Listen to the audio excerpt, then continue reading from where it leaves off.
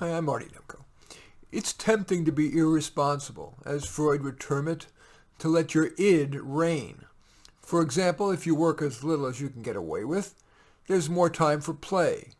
And more irresponsible play can be more fun, at least in the moment. Risky sex, mind-altering drugs, treating the expressway like a speedway. Indeed, I've noticed an increase in the number of cars darting in and out of lanes at a zillion miles an hour. Yet I want to take the risk here of being a spoilsport, like the dour finger-wagging father or cleric often portrayed in the media, from books like The Scarlet Letter, Reverend Dimmesdale, to the eponymous father in The Great Santini, to Game of Thrones, Tywin Lannister. From where I sit, at least, the responsible life is defined not by the pursuit of happiness. One could be happy stoned all his life. The responsible life may not even demand work-play balance, but rather the pursuit of contribution. Picture two identical twins. One worked productively for 40 hours a week, the other for 50. Because I'll be writing this for Psychology Today, let's assume they were psychotherapists. As long as they were at least average at what they do, the longer working twin will have helped more people, thus lived a life better led, been more responsible. There is an argument that working just 40 hours instead of 50 leaves more work for other psychotherapists. Well, that argument fails. The presumption that I've made is that the person is at least average in skill. If not, the responsible person would try to find a career in which he or she is at least average. And if the person is at least average, by working more hours, potential clients have a larger choice of which psychotherapist to see, and so can choose a better fit, and will have to wait less to see the therapist. Now let's look at the twin who spends hours 40 to 50 on the, quote, pursuit of happiness.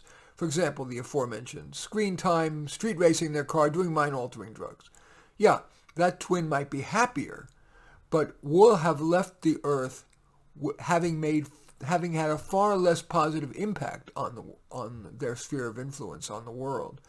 And that assumes that activities such as doing mind-altering drugs or racing on the freeway had no negative effects on their health, causing stress to family, frustration to coworkers, drain on the healthcare system. I'm talking especially, Anyway, another argument that fails against what I'm talking about, working that extra 10 hours a week, is that it would be bad for your health. Well, there's no reason to presume that doing work you're at least average at is going to be more stressful, that is, raise your blood pressure, increase cortisol release, than many recreations. For example, the aforementioned. I think, for example, of the golfer cursing as he throws his golf club in disgust, or the parent always having to break up sibling fights on the way to the zoo or the soccer game. And when productive, you're feeling, in contrast, good about contributing, getting more of life's tasks done, and maybe making more money, all of which can reduce stress. The argument for the responsible life holds even if your job is mundane. Take, for example, a janitor.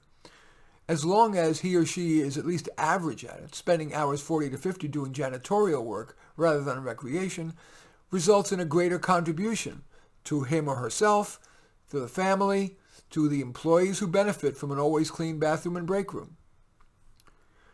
Loftier, the responsible life leads to a better world. Picture two parallel worlds. On Earth 1, the populace strove for balance, to do productive work for 40 hours a week, and 40 to 50 on, let's say, less productive activities.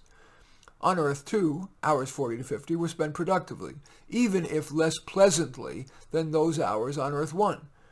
Earth 2's greater productivity would cause greater net world happiness, which is core to being a responsible person to the life well led. For example, more housing would be built, so it wouldn't be so expensive. More customer service reps would be available, so you wouldn't have to wait so long on hold. Techies would more quickly develop life-enhancing products, from better medical devices and drugs to a better smartphone to better mass transit. You wouldn't have to wait so long to see a doctor. Of course, most people would not choose a life so out of balance. Even though, there's 168 hours in a week, and 40 hours spending 40 to 50 is not, undue, at least from where I sit. But for the percentage of people who have been pressured into being more of a work-life balance person or more of a funster than they'd actually like to be, Maybe this little talk is going to encourage you to be the more responsible person that you actually would like to be. If only, maybe not overall, maybe just doing one or more of these things. Respond to your email promptly. Many of my job-seeking clients are desperate to get a job and worked hard to submit an excellent application, and then they don't even get the dignity of a rejection. They get silence. Or even if you're only working 40 hours a week, or even, even if you have just a part-time job, don't be like a few of my clients who do admit that they only do the least they can get away with without getting fired. And yeah, try to keep your promises. Too often, we have to consider, I'll get that done today, as no more than a maybe. So, are you as responsible as you would like to be? If not, what's one way that you would like to improve? Do you want to be more responsible regarding some aspect of your work life, in a relationship, in the promises you make? Do you want to push aside procrastination so you'll do tasks even if unpleasant because that's the responsible thing to do? In any event, I do thank you for watching. I'm Marty Nemko. I welcome your thumbs up and accept your thumbs down. I always look forward to your comments and especially like it if you hit the share button below. Share on your social media so that my efforts can have broader impact. And I am flattered if you choose to subscribe to my channel. In any event, I do thank you for watching. I am Marty Nemko.